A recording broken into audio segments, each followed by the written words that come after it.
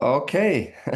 Again, after some technical issues, the live stream finally works. 3 minutes too late. Sorry about that. So, hello everybody. My name is Stefan, and today I'm with Jörg.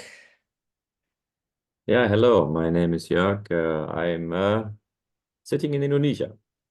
Ah, nice. Yeah, so I'm back in Japan, Kanagawa Sushi, close to the beach, and um, yeah. Today we will talk about the Bali retreat, which we planning, a 5-day retreat. Why we are doing this, what is the motivation behind it, how the idea happened. But first, maybe let me explain how Jörg and I, our relationship, how we met. So I recently got interested in Southeast Asian countries and looking around what's going on there, and try to network with people. And then I saw, oh, there's another German in Southeast Asia, in Asia, Jörg. So I contacted him, and then we had a few chats. We never met in person yet. And Jörg is also a Management 3.0 facilitator. So then we thought, okay, let's make a workshop together in Southeast Asia. And then we thought, okay, why not on a beautiful place like Bali? So that's how basically the story started, and a little bit about it later. So, Jörg, what is your favorite practice or tool or game in management practices? So when I think the tool I've been using the most is moving motivators. Hmm. Um, and what I like about the tool is it helps me to get to know my own motivations better, right? So basically, and also the shifts in them. So what is static and what is changing. And for me, it looks pretty kind of stable or consistent when it comes to what motivates me the most and what motivates me the least. But I came to realize that, for example, power, which I've never considered myself a person being interested in power and motivated by power, but I realized that depending on the environment, it might shift. So it actually surprisingly power moved up a bit based on the situation I was in, because I maybe felt a little bit powerless, and I thought, okay, I need to have more power in order to get things moving. That was an interesting realization for me. Um, but I've used it in many scenarios, right? So I've used it in interviews to be playful with candidates and explore their motivations and see if that's a fit or if they are honest, and so I basically facilitate the conversations. And what I realized is that using it in interview, people open up, and you also get some surprising observations and results, and then you can have a conversation about that, which is beneficial. I've used a lot with my team or my teams in order to understand what motivates them. And as a leader, right, I've always found it important to cater to individual motivations, because that's normally when people start giving their best, right, and perform the best, and maybe also feel most energetic, which is taking away stress and, also making people happier in general. So yeah, I've been using that. I've also used it in my coaching practice. So I'm for the last couple of years, I focus a lot on coaching, leadership, predominantly leadership, but also individuals on some other life-related aspects. And I've been using that tool also in that context in order to explore, what are your motivations? What are your stakeholders or your peers' motivation? And it's because it's easy to apply. So, long story short, moving motivators for me is something which is really applicable and powerful to use, right, in many different ways. Great, great. Thank you. Yes, that's an awesome tool. I like it. I like it too. For me, it's of course also moving motivators, but I also like the improv cards, the storytelling cards, because yeah, it really sparks interesting and creative discussions and stories, which you never know what happens and how it can benefit your circumstance.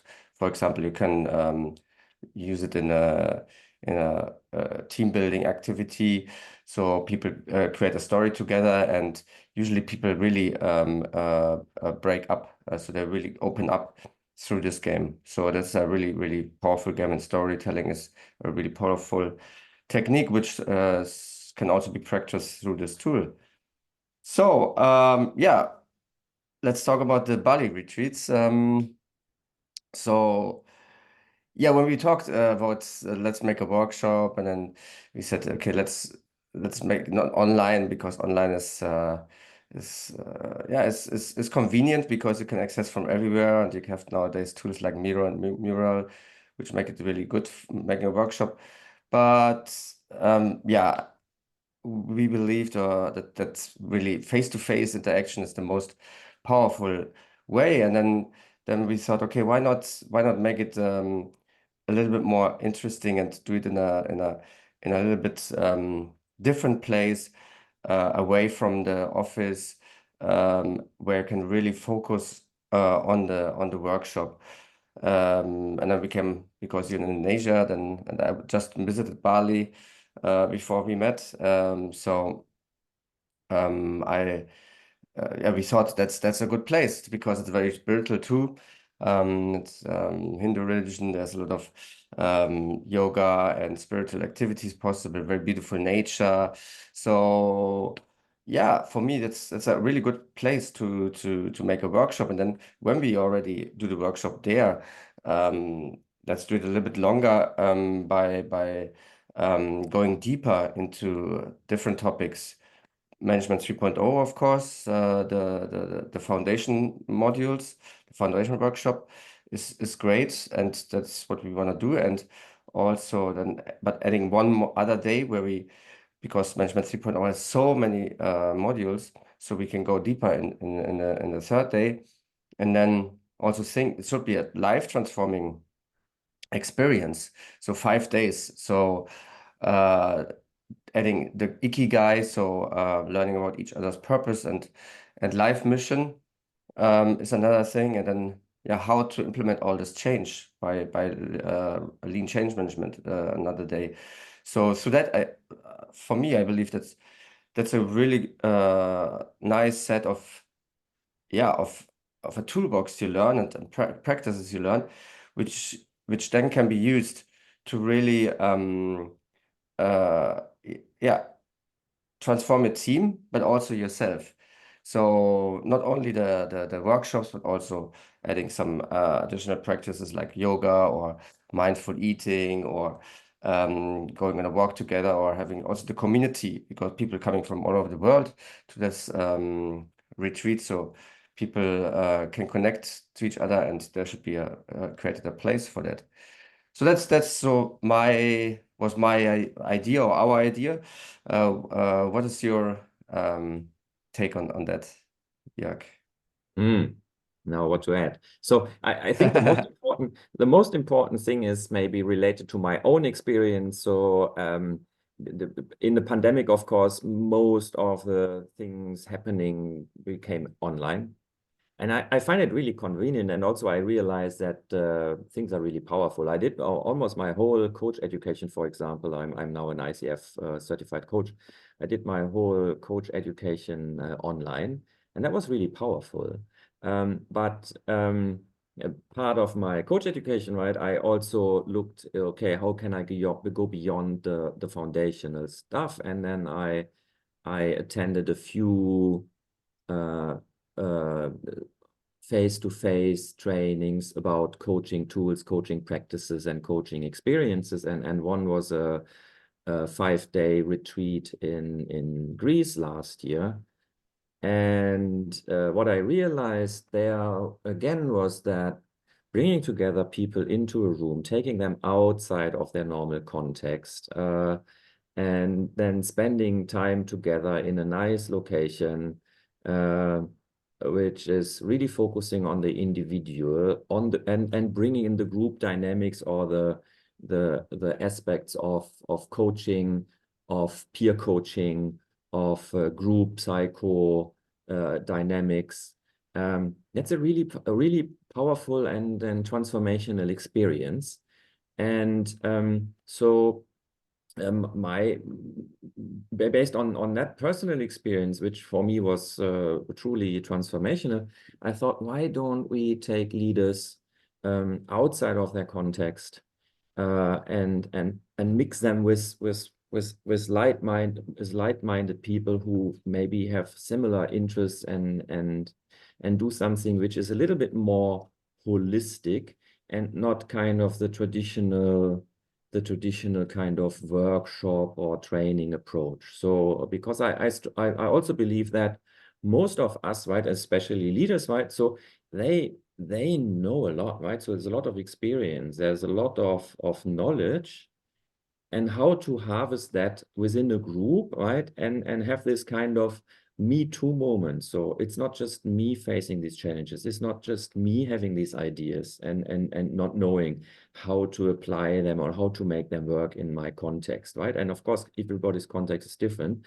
but so learning basically from a group, from others, seeing that everybody is struggling to a certain extent, it can be so powerful. And then bringing that into a nice location which supports that, right? So because you have nature and you mentioned it, right? So bringing in maybe some spiritual aspects, bringing in some mindfulness aspects, stepping back as a facilitator or as a trainer and becoming a true facilitator. So to harvest the knowledge in the room, to create a different dynamic, to integrate different aspects, right? So to integrate the science and the practices behind Management 3.0 with some live or individual focus activity, focus things like Ikigai, looking at lean, and then facilitating it also with coaching practices and coaching tools, for example, points of view, photography therapy, in order to truly shift from the left brain to the right brain and inspire deeper conversations. I find that really powerful, and that's what I want to. And that's why I would like our participants to experience, so that when they leave the retreat, they not just feel energized, they also feel a little bit transformed, and they have the means, the tools, and some ideas and plans, basically as a takeaway, so that when they come back to their environment, be it the personal environment and or the work environment, that they have the chance to truly apply things, rather than, you know, having a nice training experience and then maybe just taking a couple of things, and most of the things are being kind of put in the drawer again, or being not applicable because of the circumstances of the environment. And I truly believe that if you work on yourself, if you transform yourself, the world around changes, right? And that makes things easier also to apply different things in the context or in the environment you used to work and live in, right? Yeah, I think it also becomes more and more important to have these human interactions, and that's, I think, I mean, in the world of AI, it becomes more and more important to have human interactions and to have network and to leverage on the network, and yeah, to meet people from all over the world is a great opportunity to also create meaningful connections. So I just went to, and it's kind of a trend also, which I can see. So I went to the Play 14 conference, for example, a wonderful conference in Malaysia, and it's coming up in Singapore now, and then in India. And it was also kind of spiritual experience, which you can only get, I believe, when you really get out of your comfort zone in a different place. And then also last weekend I went to a conference called Zen and Niten Zero, here in Japan. So this mindfulness and spiritual movement is becoming more and more. And yeah, that's what I also believe in, can be get in this environment from Bali. So you also on the website, everybody can see it, but maybe you can say something a little bit more about this integral learning experience. What you mean by that? Yeah, integral. So what is integral, right? So it's different aspects of integral, right? So first of all, we are having a body of knowledge, and then we have tools, and then we have practices, and then we have our own experience and our shared knowledge and wisdom, right? And to integrate that. The other aspect from a soul integral coaching perspective, for example, is that we connect body and mind and soul. We understand how our relationships come into the play and interfere with and contribute, right, to what is happening around us. How mindfulness and self-awareness, self-consciousness will help us as a leader, right, as a human as well as a leader, to influence what is happening, right? Because so meaning if as a simple example, right? So if I'm as a leader as in a meeting, and I try to be patient, right? And many leaders lack the skill of being patient, but like, so meaning you're aware you need to be patient, right? And then you hear something, and then you roll your eyes, or maybe you even flinch, right? So that has an impact because somebody will see, right? And so basically becoming more aware of what is happening in you when certain things around happening, and then being able to respond differently, right? That already has a huge impact on success, for example, right? And how your team interacts with you, how open they will be in responding to what you are saying, how open they are in voicing their opinions, and so forth. And an integral learning or in retreat experience is basically surfacing that, so that you become more aware what triggers you, what how to realize that you're being triggered, what is your body language, to play it back also to others, right? So to realize energy shifts, to realize, so it's all connection, right? So it's not just words, it's our body language, it's you know, how, yeah, so sensing the energy in the room. And many people are not used to that, but it's something which is kind of like a skill, right? So it can be learned. And I feel that an environment and a retreat like we plan in Bali is definitely something too which can help to surface that, or will actually, I believe it will surface it, because I have experienced that. And that will be highly beneficial for everybody going back. And because it's not about the technical skills. Technical skills are easy to learn. Soft skills sometimes are easy to learn. It's about, sensing the room, being aware about yourself, being more aware and present to others. So being present to yourself, being present to others. Uh, and for that one, I strongly believe also that you need to slow down. So, and in this 5-day retreat, we will have a lot of time to basically slow down in order to create that experience, that by slowing down, you are, by listening more, um, you will be more aware of what is going on, both in yourself as well as in others. And that will have a huge dynamic of changing what's happening, right? So that's kind of a long explanation of what I consider an integral Yeah. kind of learning experience. So you had this, you said you had this very interesting, so you had this experience, you mean in this retreat In Greece, in Greece. in Greece, you went there, yeah. Yeah, that's very interesting. Maybe you can say what happened there? What made it so great? So it was so first. So the biggest thing was that so there were 18 people from different cultures, backgrounds, demographics, you name it. And at the end of the retreat, we realized we have way more in common than what distinguishes us. And that is a huge kind of, uh, yeah, so it basically makes you feel as one rather than as many. Mm-hmm. The other thing is that everybody opened up to a very great detail, and everybody transformed.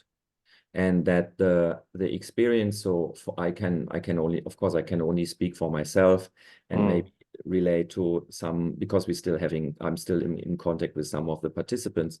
Um, it is something which lasted. So actually, part of that energy I still carry today. Mm-hmm. And Nice. it has made a significant impact on my life. And so of course there is a slightly different focus on this retreat than on the retreat I attended in Bali, but I know that um, basically doing the work and allowing the individuals doing the work with themselves, right?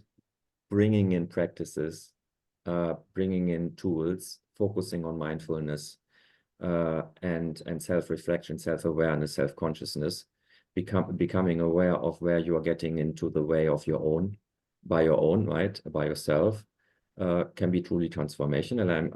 I'm pretty much sure that we can bring that into the retreat. Because I'm also experiencing that in every single coaching relationship and engagement I'm currently having. So there's always a transformational aspect, and I'm very, yeah, I'm looking forward to bring that to our retreat and combine that with the Management 3.0, lean, change management, and Ikigai aspects. Mm. So what is your biggest hope or let's say success criteria for the retreat? Um, so yeah, like you said, that people really they go home and something has changed in a positive way for them, and they had not only one but many aha moments, and bring this back into their professional life, and use it to improve their teams or their companies, or when they work with clients or their clients work or something.